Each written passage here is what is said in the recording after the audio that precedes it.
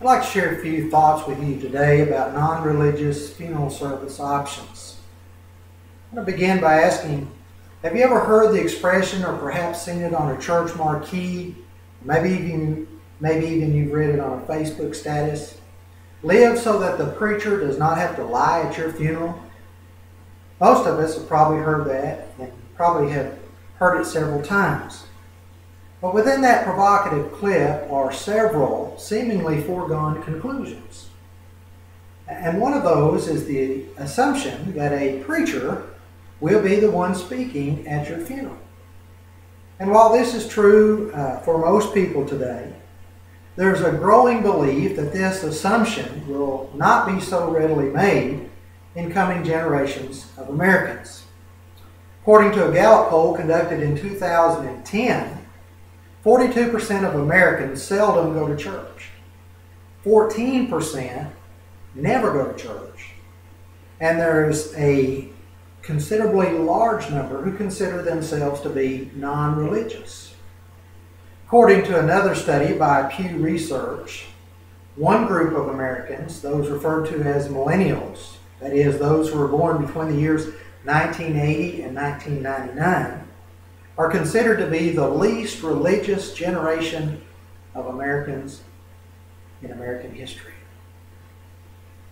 These numbers may indicate a significant trend in the way in which traditional services will be offered by funeral homes in the future, yea, even today.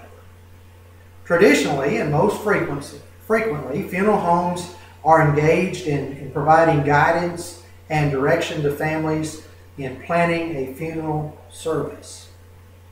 However, it is a minister, a preacher, a pastor, a rabbi, or some other religious teacher who is the one who offers words of encouragement, who gives some message of hope, or even provides some promises of comfort to the families during the funeral service itself. But with the increasing number of non-religious Americans coming of age and the increase in pre-need funeral planning, there's a growing trend among these families to seek alternative choices to the traditional services consisting of hymns and prayers, scripture readings, and maybe even sermons from preachers. Things that seem a lot like church, something that they really have no interest in. So that provides a challenge for us as funeral directors in providing options to meet the needs of these families.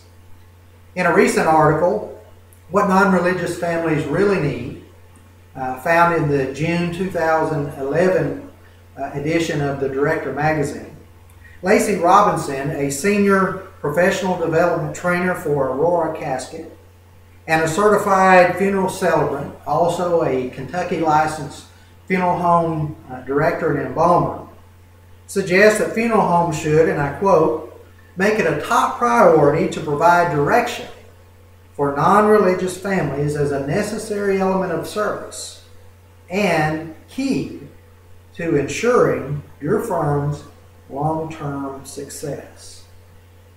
Providing direction for religious families can be quite simple, especially since religious rites and ceremonies have been around since the beginning of time. However, direction for non-religious families can be completely lost, often leaving them feeling uncomfortable and empty.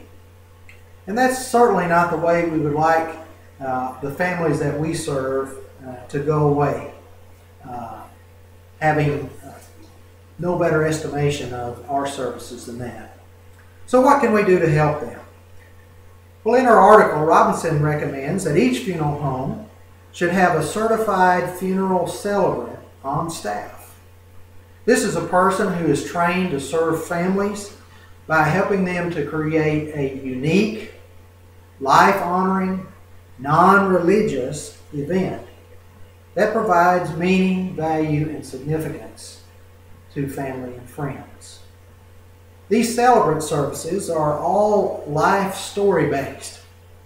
Each service is customized and personal to the point that everybody who attends learns something new about the deceased.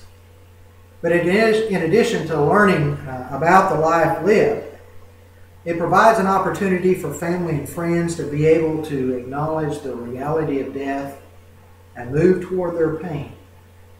Experiences that are invaluable to those who are going through the grieving process.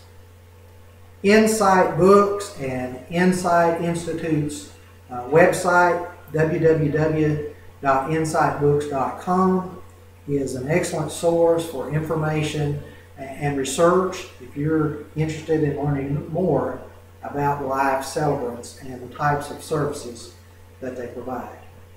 I want to close my comments by just saying that as a Christian minister, I grieve and lament over the declining influence of Christianity in our culture and in our country. But as a future funeral home director, I can definitely see the need, whether I like the prospect of the need, for funeral homes to be more proactive in offering non-religious as well as other types of alternative service options to serve the needs of an increasingly diverse population, especially in order to, as Robinson suggests, ensure our firm's long-term success in meeting the needs of the non-religious.